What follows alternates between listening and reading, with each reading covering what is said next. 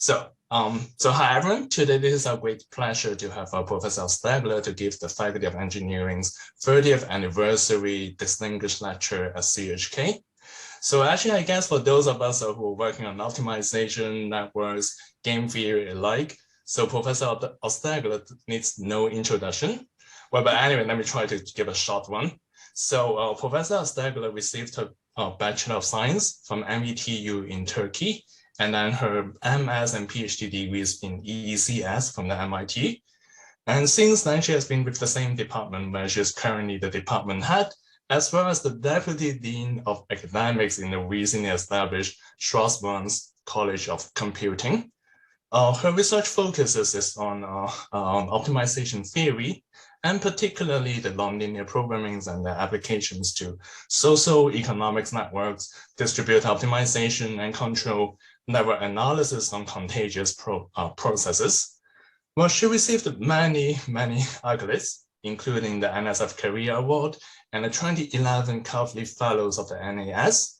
And she has recently been elevated to the IEEE Fellow, which I bet she is too busy to put that into her bio. Well, this morning she is going to share with us some of her recent works on private data acquisitions. So please join me in welcoming Professor Stegler. Thank you very much, To, and everybody. I'm only able to see a few people. I wish I could be there to meet everyone. I'm very honored to be invited for this very special event marking the 30th anniversary. So today I wanted to present a very recent work of ours, and that shows how excited I am about it. Essentially, it's very much along a general theme, which we're very interested in my group, in my broader group, about designing incentives or mechanisms for on online platforms for agents which may have different performance metrics. And the question becomes how you trade off these different performance metrics. I think it's a very relevant question that's sort of going to become increasingly important. And sort of this is sort of an attempt to sort of think about issues around data acquisition, privacy, accuracy, and how you actually trade off these different considerations. And before I forget, this is joint work with some amazing people. And which many of are here. Alireza is a PhD student in ECS, MIT, and soon to graduate. And Ali Maktoumi is a professor at Duke University, and Azhar Akshmalekian is also a professor at Rotman School, and Ali and I are coming from ECS. So maybe just quick motivation. It's, I think, clear that thanks to advances in data processing, machine learning, in particular AI broadly, as well as the huge increase in the computation power, have raised, corporations' demand for data-driven applications. And if you think about, this is a beautiful picture that I guess Alireza summarized here, the whole landscape. The data of billions of users, people around the world, are increasingly used for, applications such as, improving search, providing better recommendations, targeted advertising, personalized advertising. I mean, it's good and bad at the same time, I guess, but also good aspects, which is like discovery of new drugs, treatment, services, and so on. And you can think about some of this data being publicly available, but much of it is really acquired from users, either as a byproduct of other transactions, as what happens in the context of Netflix, which sort of collects traces of user data, or in exchange for free services, as is happening in the context of Google and Facebook. And increasingly, we're also seeing explicit data markets where companies provide compensations or payments, direct payments to users to collect this data. So, of course, I think the expectation, given the trend, is that data transactions are going to increasingly grow in the next few decades. And this is because of the online platform, social media applications, new mobile apps, IoT, continuously, collecting data from many users, as well as, as AI and machine learning become a more, integral part of our lives in several applications with very different, data modalities. Of course, this is great. I've been talking about the benefits of the data, but as beneficial as it is, there's also increasing concern in the public sphere about, these data-intensive applications leading to privacy issues. Of course, as the user's data is harnessed, more and more information about their demographics, characteristics, behaviors are uncovered by other parties, and this could, this could raise issues from the user's perspective, and even, down the line, we have a couple of projects related to that, could be exploited for other reasons, which may be not necessarily beneficial for the users. So a popular solution to address this tension between, data benefits and privacy costs is the use of differential privacy, and this was introduced in the computer science literature by Dwork, Cynthia Dwork, and co-authors in the early 2000s.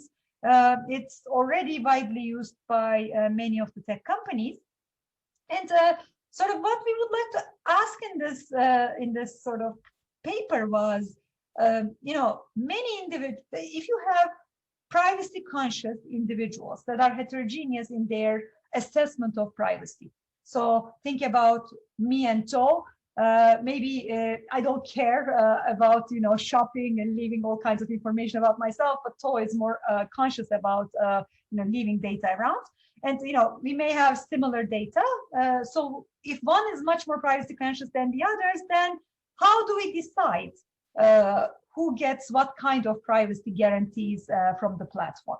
So sort of that's the key question that we're trying to address. And then the other aspect is, I think we were thinking about data collection from heterogeneous data privacy conscious users, but with the goal of a particular estimation process. So we have a platform, let's assume this is a stylized model, but the platform is interested in estimating an underlying parameter using data collected from users.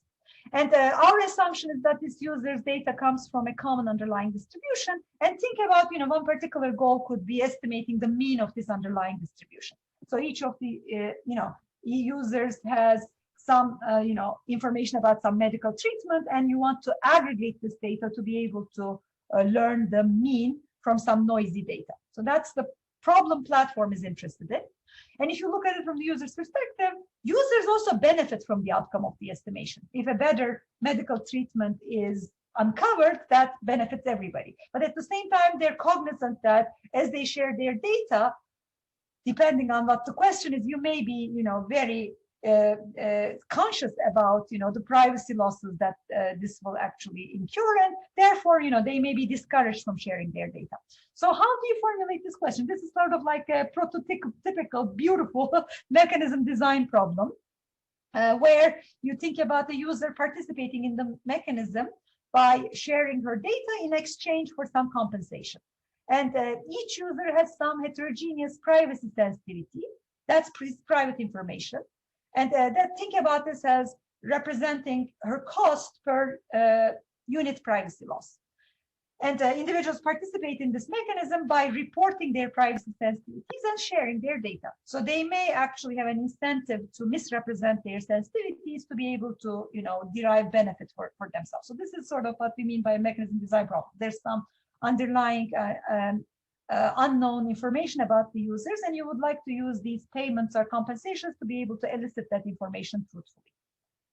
So that's the setup, and I should have maybe separate. This is the results in the paper, and it's really two parts. In the first part, we basically asked the following question. Suppose that you have n users, each one of them has some privacy loss levels they're willing to tolerate, and these loss levels are different. Again, To is different from me, and Farzan is different from both of us. And we would like to, in this context, characterize optimal estimators in this setting, And I will basically talk about two different architectures which are commonly used in the differential privacy framework. We'll explain what they are in a second, central and local. In the first part, the main result is to establish these minimax lower bounds for this question, for the estimation error, and use these bounds to characterize the form of the optimal estimator. In particular, we're going to show that the optimal estimators sort of take the form of a linear estimator with some added noise, specifically selected noise, and it takes a different form in the central and local case, which we will see. We then formulate the mechanism design problem, where there's a platform whose goal is minimizing the sum of estimation error as well as the payment given to the users.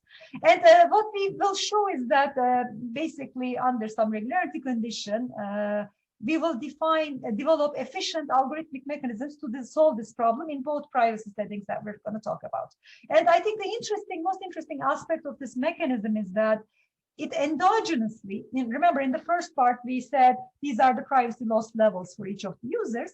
In this mechanism design part, we're going to say, basically, we're going to use a utility function to say, I'm this privacy conscious and TO is this privacy conscious. And then the mechanism endogenously determines not only the optimal estimator and compensation for the users, but resulting privacy losses an individual will incur. So this is going to be all coupled to each other, and the optimal mechanism will spit it out for us endogenously.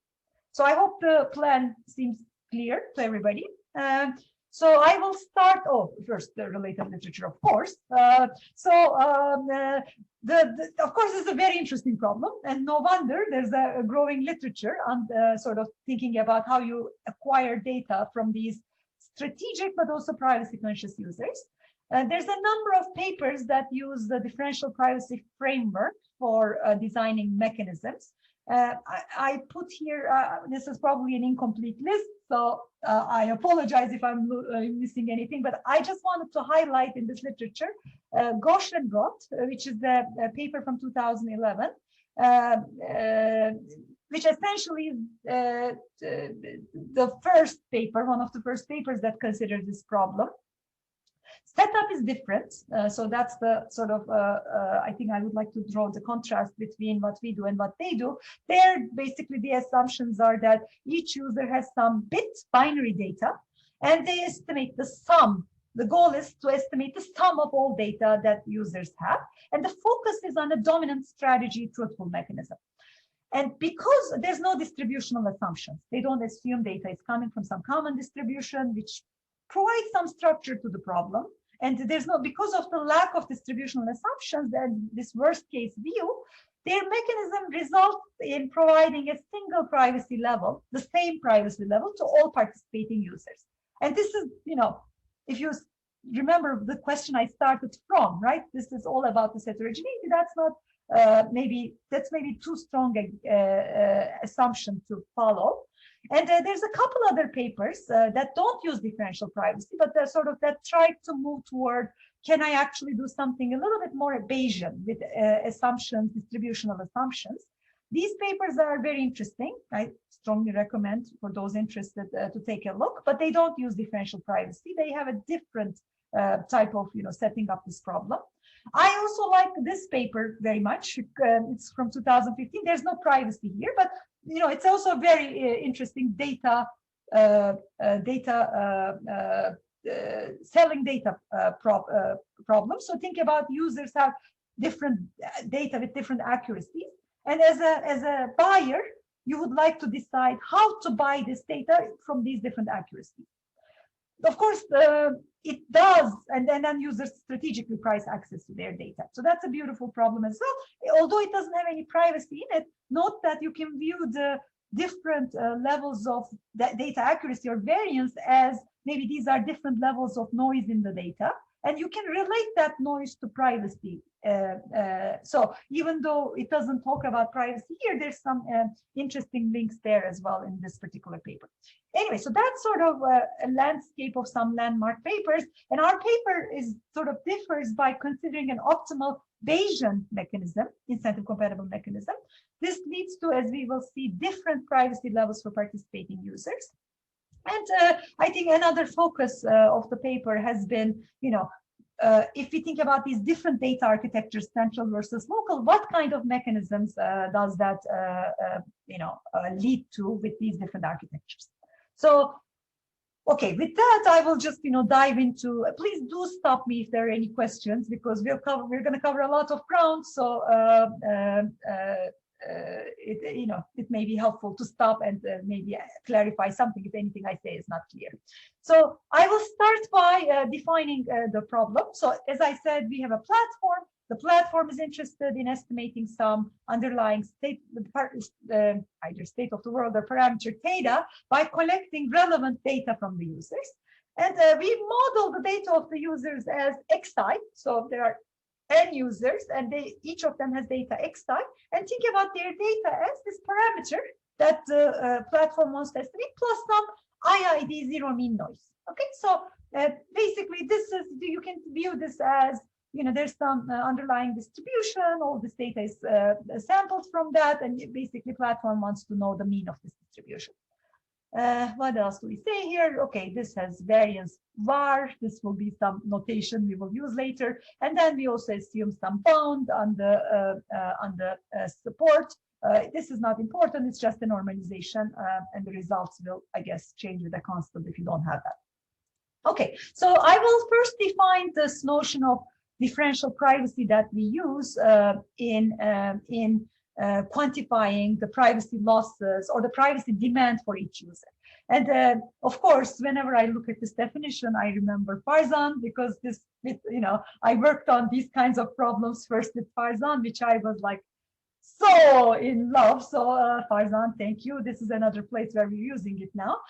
So basically, I will start with defining central differential privacy, and that's basically a guarantee, privacy guarantee on the users as their data impacts the output of this estimation procedure. Okay. So more formally, we can define it by as follows. We consider two different data sets, S and S prime.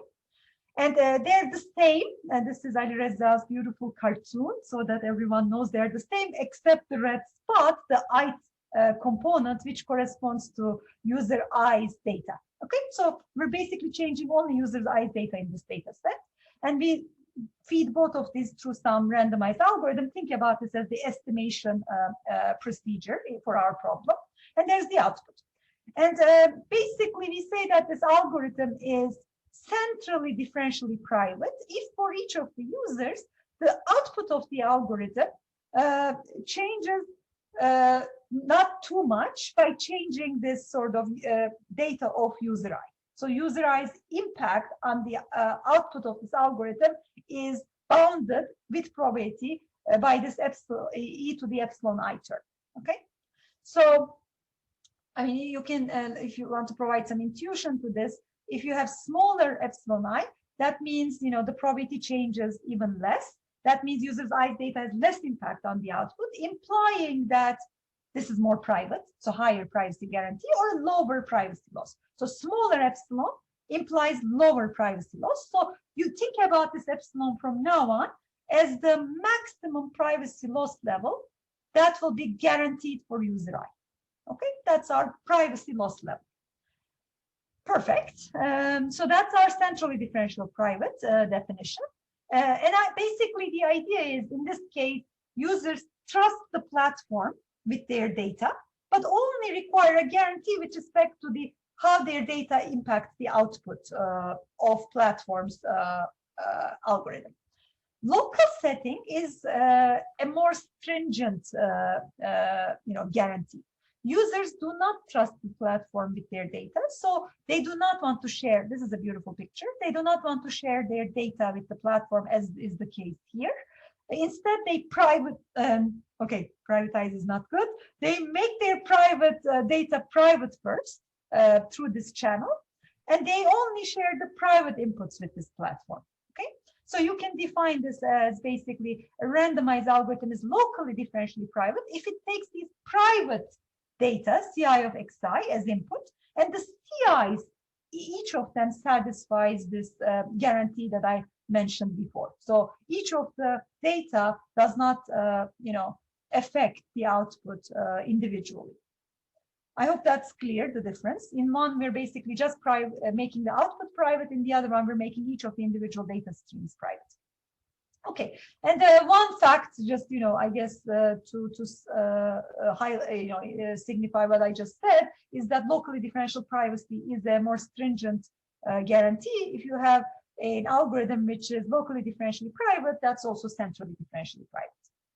Okay, because this is making the whole data private, so it's also private with respect to the output. So I guess popular scheme for achieving this sort of differential privacy is to add some Laplace noise to the data. And remember, again, this is, I guess,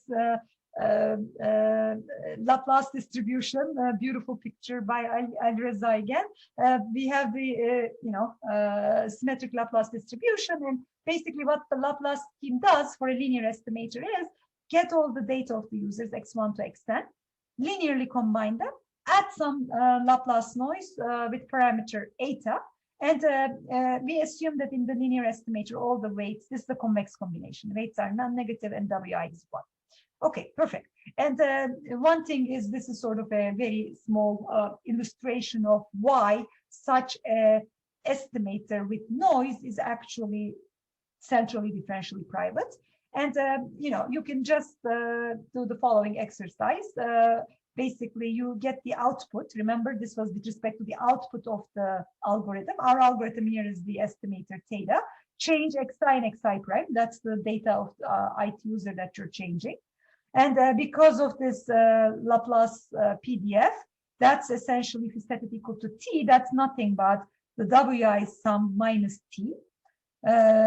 These are all the same. Move out wi xi and wi x prime. And then, that is upper bounded by the difference between the two, which is minus eta wi times xi minus xi prime. And remember, we had this 1/2 bound on our zi, so this is less than 1. So this indeed provides, remember, x epsilon I, so an eta wi guarantee on differential privacy. Okay, is this eta wi clear to everybody? And you can generalize, I guess, this to other types of estimators. What is important here is this eta parameter. And then this wi actually is nothing but some Lipschitz constant of the mapping you're considering. So this is actually you can generalize this from a linear estimator to more general mappings or algorithms. Okay, so but for our purposes, we're going to really focus on linear estimators. So that's sort of how you make things private. Okay, so this is sort of the roadmap. I guess I'm repeating this. But with notation now. We're gonna, for the first part, assume these epsilons are given. So suppose that some genius said, go, guarantee Ali epsilon 1, Farzan epsilon 2, and Tau epsilon 3. And then what's I have to define optimal in a second, but what's the optimal estimator that can achieve that? So we're going to show that these Laplace scheme linear estimators are near optimal in that sense. But then we're going to endogenize. This is a different way of looking at the problem, I think, because what do you mean by privacy loss level epsilon being such and such? We generally think about it in terms of cost functions, right? So I'm going to say that I'm going to parameterize a cost function with sort of how privacy sensitive, a parameter that captures the per unit loss sensitivity. And then I will define this mechanism design problem where the mechanism outputs a differentially private estimator, privacy loss levels, as well as compensation as a function of what users report to you in exchange for their data. And I think another nice thing we did is we can actually provide an explicit algorithmic characterization for these different mechanisms in the central and local settings. And I will do some, comparison of the two. This is still early results, but I think it's interesting to contrast how does the variance look like if you assume central guarantees, local guarantees, how do the payments look like, and so on and so forth. Okay, so let me now first focus on the first part, and so you should warn me about timing. As you know, I talk a lot, so you give me some, tell me if I'm going overboard. So let's first talk about optimal estimators, and let's assume that these epsilons are given, this privacy loss levels that we're trying to guarantee for each users. To define optimal, we first basically think about the minimax estimation error. And that we define, this is, I guess, very standard in this kind of, statistical analysis. You think about, family of probability distributions over the same sample space. You want to estimate some moment, let's say the mean for distribution P takes this form. You get n samples drawn from that distribution P. And basically, you want to get this in the central setting. You have an estimator, theta hat, that uses this data to estimate theta p. And the mean square error is the difference between that estimator minus the mean itself. And expectation is, of course, with respect to xi being drawn from this distribution p. And why is this minimax? Well, you take the worst case error over all distributions, and you take the minimum, or the best estimator over all possible distribution. Okay, so this is your minimax error. So what we're going to do is we're going to say that this has a lower bound, and we're going to come up with estimators that matches this lower bound to find this near optimal estimators with differential privacy guarantees. Is that clear what we're doing by near optimal here? Okay, so here is the messy theorem. This is basically just saying that given some epsilons, and we assume they're less than 1, the minimax error is lower bounded by some constant, universal constant that doesn't depend on other parameters, times this messy thing here, which sort of looks like some maximization over k of 1 over n minus k plus this epsilon squares.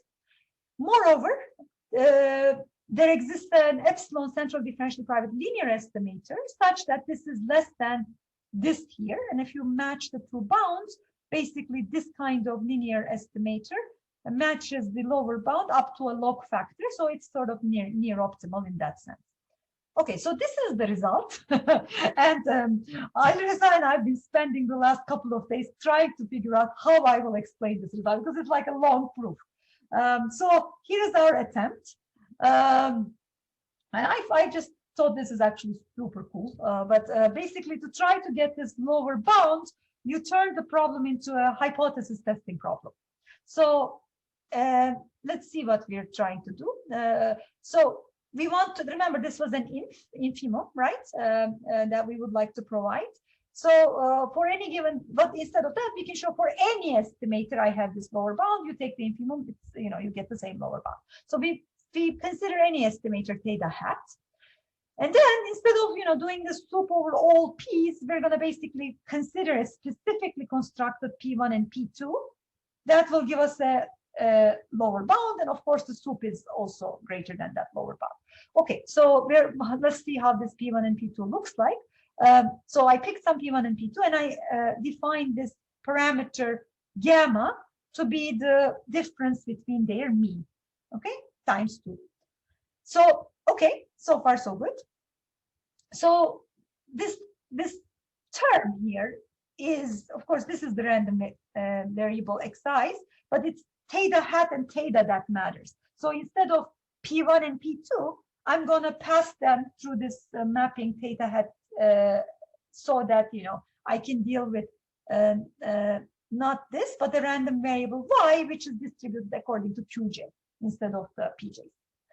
Okay, so here are the steps. Instead of all the soups or all distributions, I bounded from below by this, 2 distributions, and then I mapped the theta hat into some random variables. Instead of xi is being distributed by pj, y's are now distributed by qj. And this is an expectation. We do some simple Markov inequality, and then that gives me some probability that this y is, different from the mean by a constant which is given by gamma. Okay, so far this is just a probability. And then think about now the following thought exercise or the hypothesis testing problem. Given some y, okay, which one of Q1 and Q2, which of these distributions is it coming from? Or, so that's the question we are asking. And then, or equivalently, you can bound this lower bound by the probability of an error in the following question, or whatever function, choice function, that given y, choose the j for which theta of pj is the closest to y. Okay, so that's how, you know, we started from some lower bound and we turned it into this you know, hypothesis testing problem between sort of these two distributions. You have some realization, is it close to the mean of this guy or mean of that guy? Okay, so that's one part. I'm not going to go into Lecam's method, but Lecam's method is a great method that lower bounds such probabilities in terms of the TV distance between these distributions, Qn and Q2. Now, here is the cool part, I think, of the argument. So what we so it is common that, you know, people have thought about, and, you know, I'm sure Farzan, being a very fan of distribution distances, I've seen this around. So we're basically, you know, we're trying, so this is our lower bound now. We would like to come up with a bound on the TV distance between these guys, Q1 and Q2. And we basically do it in terms of a combination of two commonly used bounds, because we need both of these terms to be able to get the near optimal term. And basically, the combination is coming from using one particular bound, which sort of comes from the differential privacy constraint, and another one which comes from the stochasticity in your data. Okay, and stochasticity of your data is really information theoretic bounds, Alireza Pinsker's inequality and stuff like that, that allows you to do this. And then the other one is actually a very tight use of the differential privacy definition to be able to get you a bound of this one. Okay, good, so far so good. And once we have k is for all k, this is the beauty of the bound, this is true for all k, and then you choose p1 and p2 as some specific Bernoulli distributions, and then once you put those differences in Bernoulli distributions, it gives you something like this, and then you plug it back into the Lecam lower bound, and then that gives you that. Remember, gamma was a flexible parameter. We then optimize over gamma.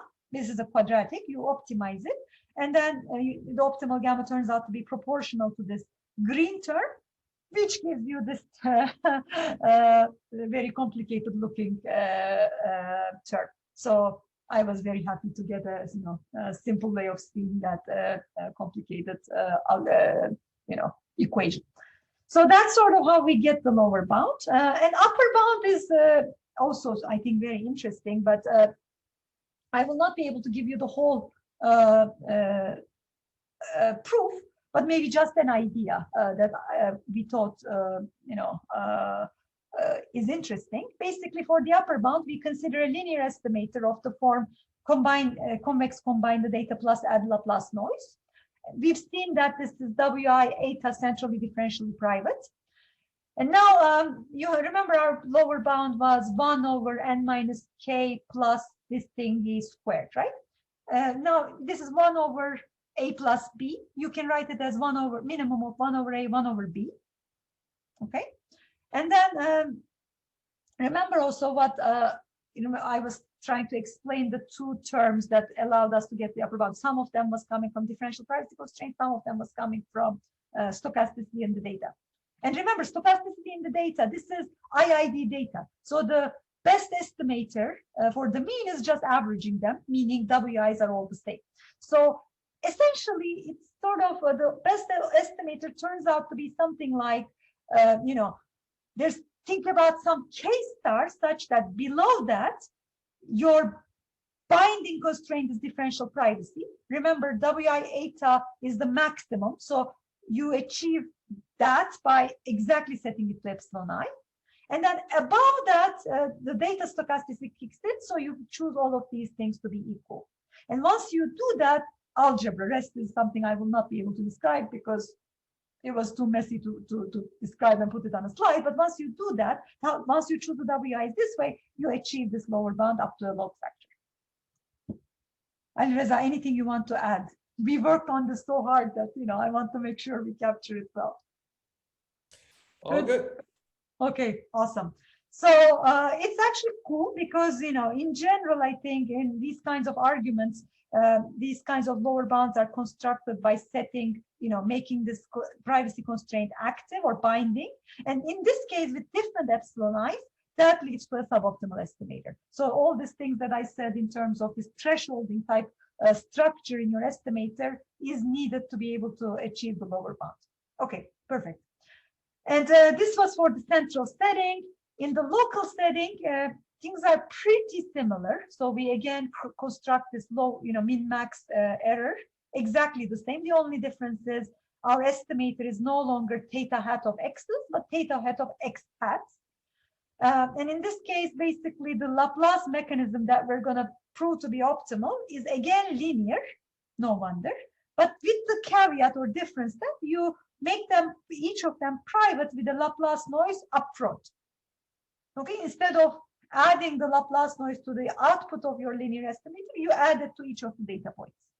Okay, so, and then this result basically goes through very similar Lecam's type methods to provide a lower bound and then show that actually in this case it matches. It's not even log factors, it matches the lower bound, the linear estimator.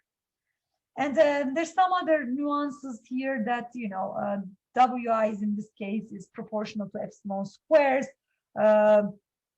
If you're interested, happy to discuss, but let me not get into that because it will be too details. Okay, so that's sort of the first part of the paper. And the goal was here, if you're given these epsilons, can you characterize the optimal estimator? So let me move on to now, how do we do data acquisition with sort of this kind of framework of, so far I think we're all hopefully on the same page with differentially private estimators. How do we construct mean square optimal differentially private of estimators? So, okay, so far so good. From this on, I'll start talking about strategic users with utility functions, right? And then design and incentives payments to be able to do all this in an endogenous way. So the way I do it is I set up an incomplete information game. And what does that look like? We have n users, remember. Each user has a type, sort of the game theory lingo, when you have incomplete information, or we call it privacy sensitivity, CI, that represents the per unit cost of privacy loss for user I. I'm going to assume each CI is independently drawn from some distribution Fi, and C, this is just a vector of all sensitivities. And as is common in incomplete information games, we assume that each user knows, I know my own CI, but Alireza doesn't know how privacy conscious I am. It's just drawn from some distribution. Okay, this is the type of a user. So we consider a mechanism, this is important, where individuals participate by reporting their sensitivity, but sharing their data. So why do I say that? Basically we assume that the only misrepresenting or lying, right, not being truthful, can happen in your privacy sensitivity.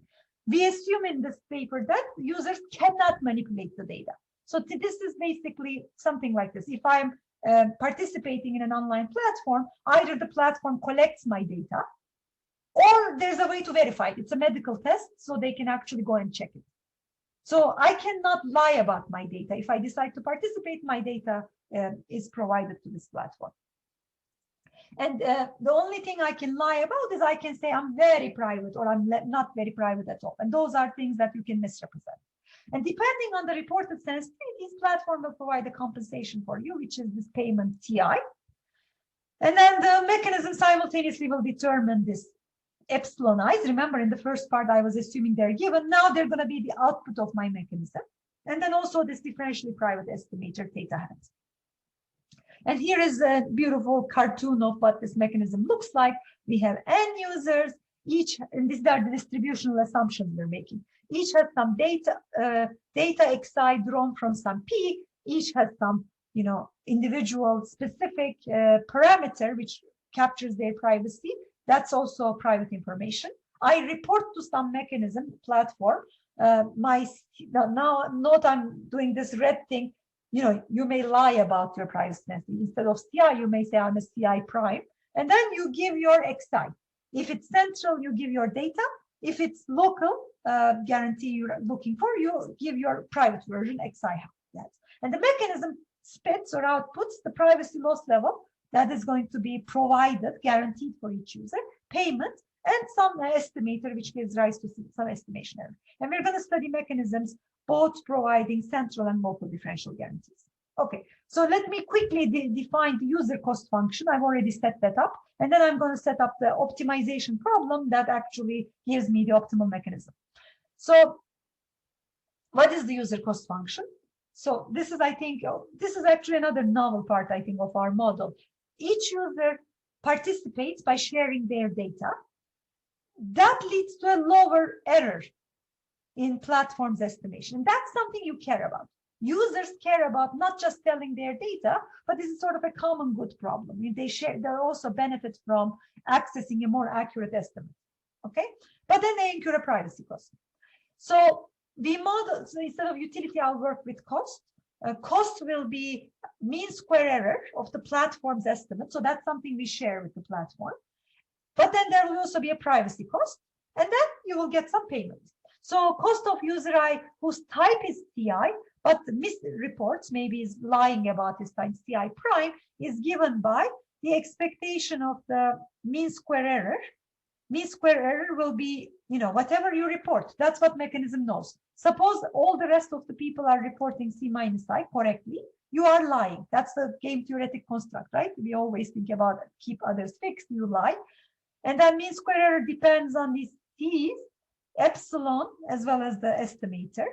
So you want small mean square error. You also want, small privacy loss. And this is my parameter now. You lose epsilon units of privacy, and you weigh it by some parameter CI. And again, because the mechanism only knows CI prime and C minus I, the epsilon that it guarantees is a function of that, minus some payment you receive. You're, minimizing payment or minimizing minus payment. Think about it as maximizing payment. And that also depends on CI prime, C minus I. And the mean square error, if you want to write it openly, is just, mean square error of the estimator data hat. Okay. And so we have to also think about participation constraints when we're talking about the mechanism. So, participating in the mechanism should be more beneficial than being outside the mechanism. And to be able to make that exercise, I need to figure out what's the cost of a non-participating user. Well, if you don't participate, you can't access this better estimate. You don't get any payment. And all you can do is do your best estimate given your data. And that's the data out of xi minus theta. And your best estimate is your data. And that's just the variance of your noise. Okay, so that's your not participating utility cost function. Okay, so what's the mechanism design problem now? Goal of the platform is minimized given the report C, truthful reports, C, mean square error, plus how much you pay for all users, because you're paying them to be able to elicit their information truthfully. And using this is now going to be a lot of standard mechanism design tricks, although there's some differences. First, we established some revelation principle, which says that we can focus on direct mechanisms. What is that? Well, it's just, we look at users reporting their type, and truthfully is a Bayesian-Nash equilibrium. And what's a Bayesian-Nash equilibrium? Well, it's just that my type is CI, so I report my type correctly, and I have no incentive to lie about it when others are reporting truthfully. That's the Nash equilibrium, right? So, okay, let me say that one more time. Now, everyone reporting truthfully is a Bayesian-Nash equilibrium. And to show that, basically what you need is no unilateral deviation is optimal, meaning if you fix others to truthful reporting, lying is not good for you. And that's the incentive compatibility constraints in a mechanism design. And basically what it says is this following here, that when you, okay, this is a weird notation, but anyway, I guess maybe it's did we mess up the notation? Oh, CI. Okay, anyways, you keep the other C minus I. And if you change, if you report CI prime instead of your correct CI, your cost increases. This is the no unilateral deviation principle, called incentive compatibility. And individual rationality says that by participating in the platform, you're not worse off, meaning your cost by participating in the platform is less than what you would have gotten if you haven't participated. Remember, that was the bar. Okay, so those are the constraints. This is the mean square error. It's everything. So the mechanism design problem is minimize over the estimator epsilons you're going to guarantee and the payments you're going to provide. This whole thing subject to this stuff as the constraints. So it's a messy problem in general. Mechanism design is very messy, but the way we've constructed our model, it will have a lot of the Meyerson characteristics that will allow us to characterize this in explicit form. And what does that look like? So this is sort of quite actually standard analysis. You look at some, so remember, the payments are a function of all of the C's. What we can characterize for a user CI, he only knows his own CI. So I look at some interim quantities. I take expectation with respect to all C minus I's. And basically the reason I'm doing this is I turn the problem into the incentive compatibility, which is it's each individual is minimizing their own utility, right? Their own cost. So by turning it into a choice in CI, I'm going to do an optimization problem for each user. And in doing so, basically what I will do is I'll take the derivative of the cost function with respect to CI and make sure that at CI reporting truthfully is the optimal thing for the user to do. So that's why I actually, take the expectation of C minus I out. And if I do the exercise that I just outlined, take the utility of the user and optimize it with respect to CI and make sure CI is optimal, you can get the characterization of the payment for the user. It takes this form. Okay, I mean, you may recognize some of it if you sort of remember Meyerson's characterization. This is very similar, this part. And then there's other pieces, because in Meyerson, users don't care about accuracy or mean square error, so you have some other pieces coming from there. Okay, so that's basically, that's the first thing you do. You characterize TI, and then we're gonna look at the mechanism design problem. So what we will do is go and plug in TI here, right?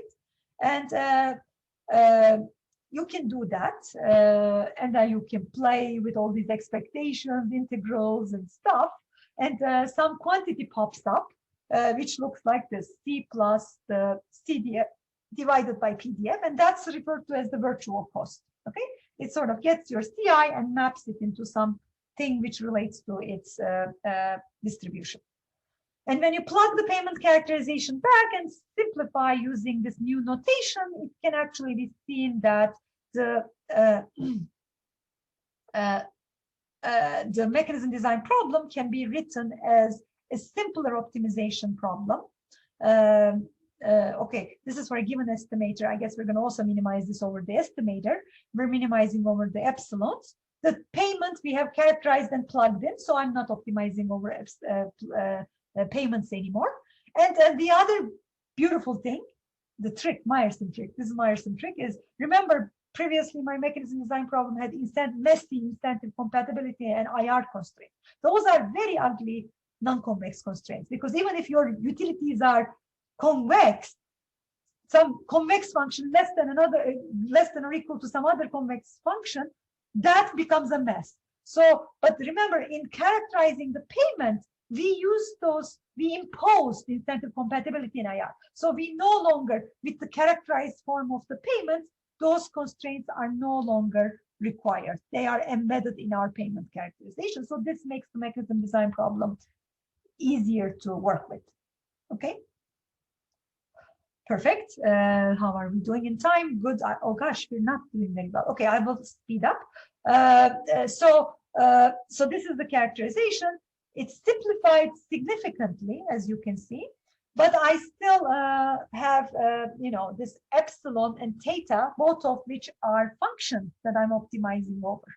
So Okay, one other trick I'm going to do is this is a standard assumption in auction design settings. This virtual cost is going to be increasing in C, and it's actually satisfied in many, uniform, exponential, normal, and so on and so forth type of assumptions that we typically pick for these distributional assumptions. Okay, so up to here, everything is for a general estimator. From now on, motivated by the first part of the paper, which said that linear estimators, differentially private estimators, minimize mean square error, I'm going to constrain myself to considering linear estimators. So that's the simplification. So instead of optimizing over any theta hat map, I'm going to then optimize over these n parameters. Okay, and this is not completely optimal because it's not cheap, because we showed it's mean square optimal. This problem has payments in it, so there's some but it's a motivation is basically, if you're just caring about accuracy, that's the optimal estimator, and that's what we're going to optimize over. And if you actually plug the mean square error so remember the linear estimator was wi(xi) plus Laplace, and its mean square error is wi square variance of the xi's plus the variance of the Laplace. And if you plug it back into this mean square error, you get this optimization. And yeah, this is active because I guess because of it's linear, so you're not using the virtual cost increasing it, it's linear in epsilon I, so this has to be active. Okay, perfect. So because it's active, now I can get rid of epsilon i's also, because that was also a decision variable, so I can turn this into a problem only over epsilon.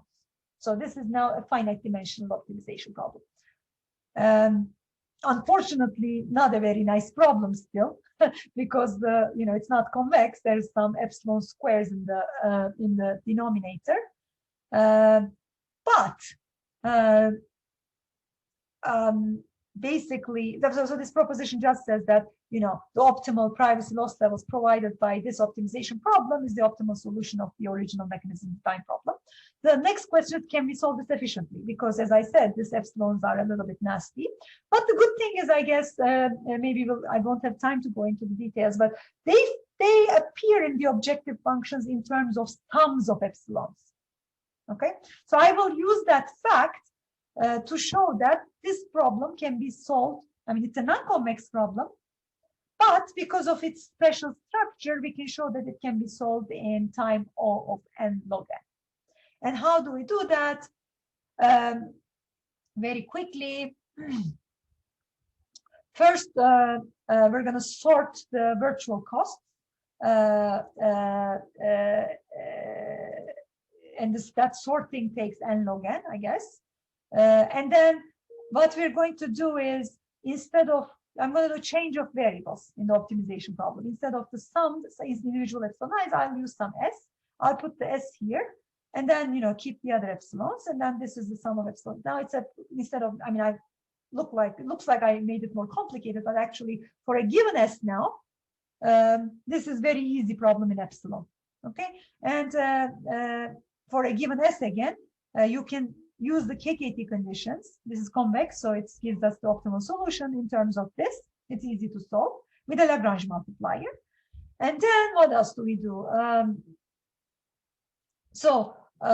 You can do a little bit more substitutions and turn this into a problem over a single variable lambda. And then essentially, it turns out you're now searching over lambda, but over each of these intervals that you did, remember you sorted.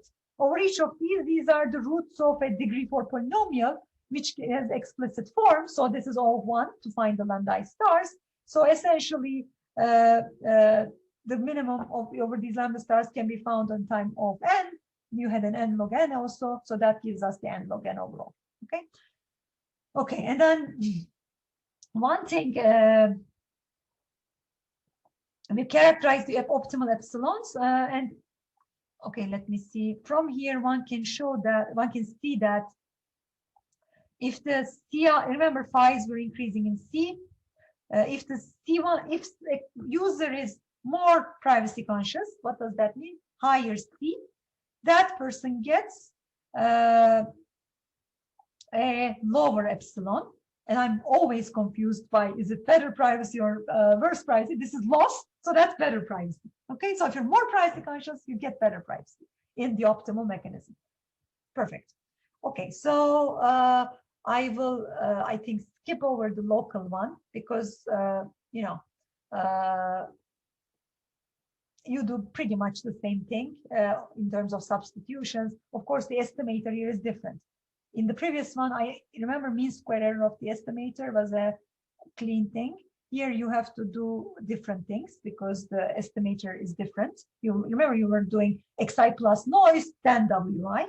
So you do that analysis, and now you go into whether I can solve this again. And in this case, we were not able to show, polynomial time exact solution, but epsilon approximate solution. And there's some cute things, optimization things that one can look at here as well. So, but anyway, the point is that you can find approximately optimal solutions efficiently for this mechanism. So let me just spend maybe 1 or 2 minutes in terms of contrasting a little bit what kind of accuracy and privacy guarantees these different architectures, privacy architectures give you. So one thing we can immediately see is that, remember, we said in the beginning, locally differentially private is more stringent. So if an estimator is locally differentially private, it's also centrally differentially private. So, and remember, the platform's mechanism design problem is optimizing over all differentially private estimators. So if any locally differential is central, that means central estimators are bigger. So if you're minimizing over a bigger set, then optimal objective will be smaller in the central setting. But this is for general estimators, this argument I made. If you're actually, remember what we were doing was focusing on linear estimators. The problem is in the, I cannot use the same argument for linear estimators because a linear local estimator is not necessarily a linear central estimator. And that's, I guess, comes from some properties of the Laplace distribution. Some of Laplace is not Laplace. So, but what this proposition in the paper shows is that even for linear estimators, even though it's not true that a linear local is not linear central, you can construct another linear that will be, give you lower, given a linear local estimator, you can construct another linear central estimator, which gives you lower variance. So that essentially shows that with central, you can always guarantee better accuracy. So this is only part of the objective function of the platform because there's also the payments. Let me not go into that because I have 3 minutes left, but you can also show that actually you can make an argument that the objective function of the mechanism designer in the central setting is always better or strictly smaller. And this basically shows that exact thing in the, what does the platform's objective function look like? As we solved this problem, mechanism design problem for 2 users, and with uniform type privacy sensitivity distributions. This is the central setting cost as a function of C1 and C2. This is the local, and this is local minus central. And you can see that this color coding is from 0 to 0.3. So it's always positive, meaning that local is always higher. And there's some interesting things you may, this was very cool when I first saw it. Like, so the blue is 0. So when C1 and C2 are very different from each other, the two give exactly the same, objective functions in the central and local case. And this is because, if one is very, very sensitive and one is not, then you basically only use one person's data. And if you just use one person's data, central and local guarantees are the same. So that's why, there's no difference in the mechanism, resulting mechanism in that setting. And this is just, how about these endogenous privacy loss levels that the mechanism provides? Is it better in the central or better in the local? So what this shows is that, this is again simulation, the privacy loss level in the local setting can be lower, meaning better privacy than the central setting, which is a little bit surprising to us because local is more stringent, why does the optimal provide better privacy for the local, right? If it's more stringent, you expect the optimal mechanism to give worse privacy guarantees. And okay, essentially we constructed some cases that shows that this may not be the case. So there's some interesting trade-offs that happens with respect to local and central, and even in the local case, you may actually end up having better privacy guarantees in the optimal mechanism. And again, I'm happy to discuss that maybe offline, but let me not get into the details of that. Perfect. So this is where I'm going to conclude, and on time, hopefully. Sorry, To, I know you asked me to finish much before, but basically, so this is just summarizes the results. But what I am excited about this is really this sort of where I started from. You know, I think it's a systematic framework for us to think about how to design incentives for trading of different performance metrics, and I think it opens up various future directions. I talked about first order moment mean. You know, you can think about other learning objectives. You can think about more nuanced models of privacy. I only talked about, you know, privacy from the perspective of a single individual's data. Something we're very interested with, Ali, is, you know, when the data has data externality, social value of data, when there are other kinds of couplings or correlations between, you know, different aspects of the problem, and maybe you have other performance metrics in mind, and how do you trade off these things? So with that, maybe let me conclude. So, okay. So thanks also for the very nice talk. Well, I guess I will ask if there's any questions from the audience first. So please feel free to unmute and ask the questions.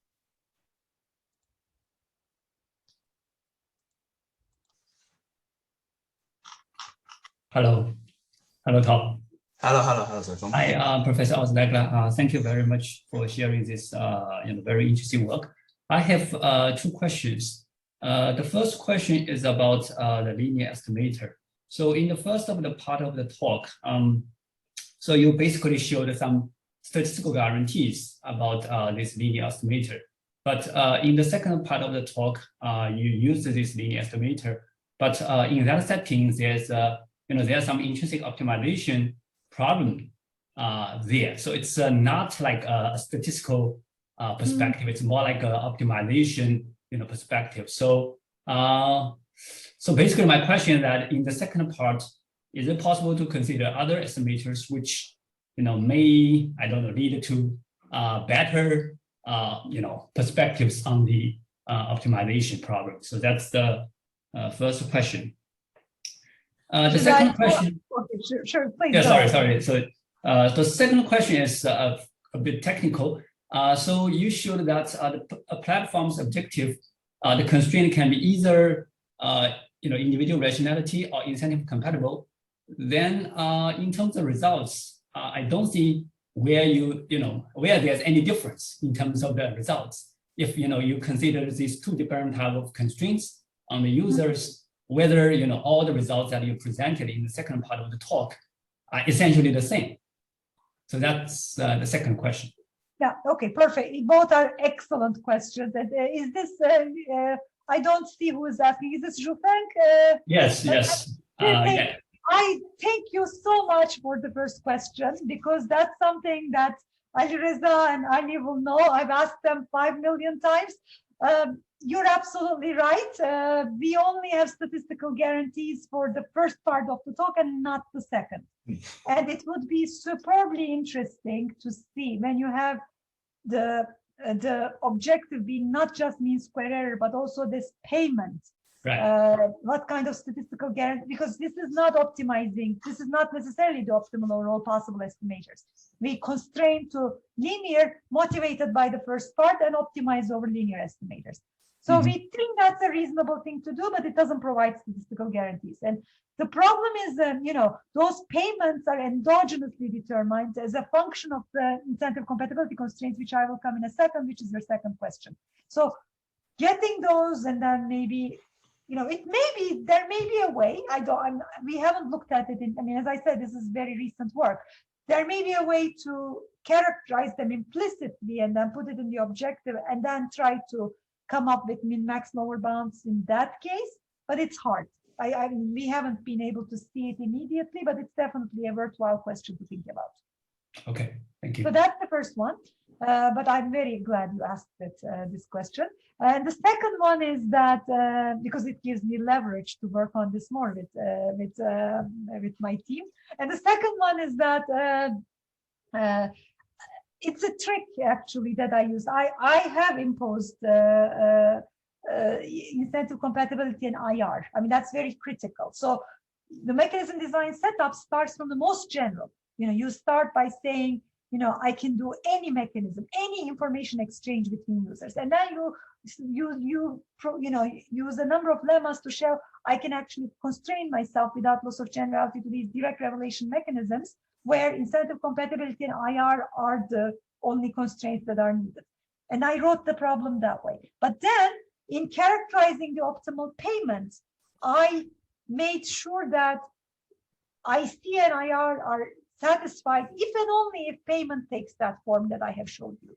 And because I then plugged in the payment into the objective function, those constraints are embedded in my objective function. Does that make sense? Yeah, sure. Okay, thank you very much. I got it. Yeah, perfect. Thank you. Okay, well, so also actually I don't know how tight are you on time? Like, shall we invite another questions or so? Sure. Okay, so guys, please unmute if you have any questions.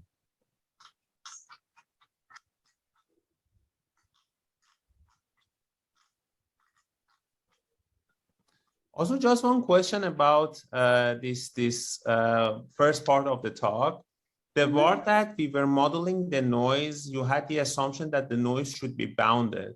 Does the analysis also work if the noise is somehow unbounded, like a Gaussian noise, or? Well, it's any bound works, unbounded, I don't know, Alireza. Yeah, so that's a good question. So basically we need the bound because of the sensitivity. So the differential privacy parameter depends on sensitivity. If it is unbounded, then the sensitivity could be infinite, meaning that if you change one data point, the estimator output could arbitrarily change, right? So in general, you need a bounded assumption. For Gaussian, though, because of this concentration, one idea that you could do is that you can truncate, and then you can bound the error of truncation, meaning that, okay, I truncate it within some 3 sigma, let's say, then outside of that is very low probability, and then you can do this kind of stuff.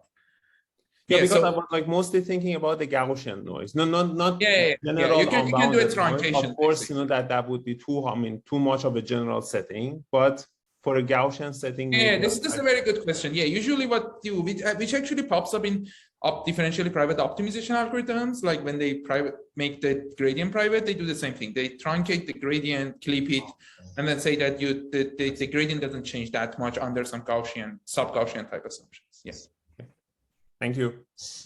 Thank you, Farzan. Okay. So I would like to ask the audience again if they have any questions.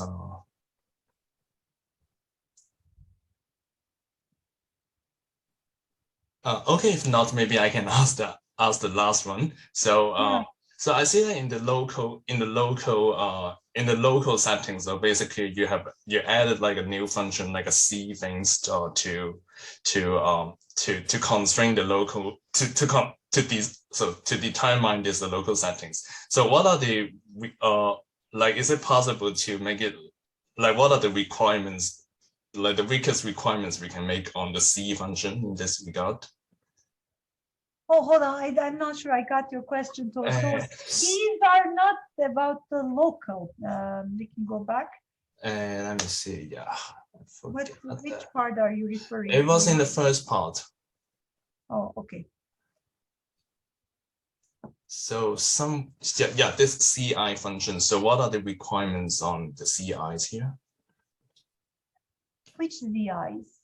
So we observe. Sorry, CIs. Yeah. So that's basically think about that as the mapping from xi to xi hat to make it differentially private.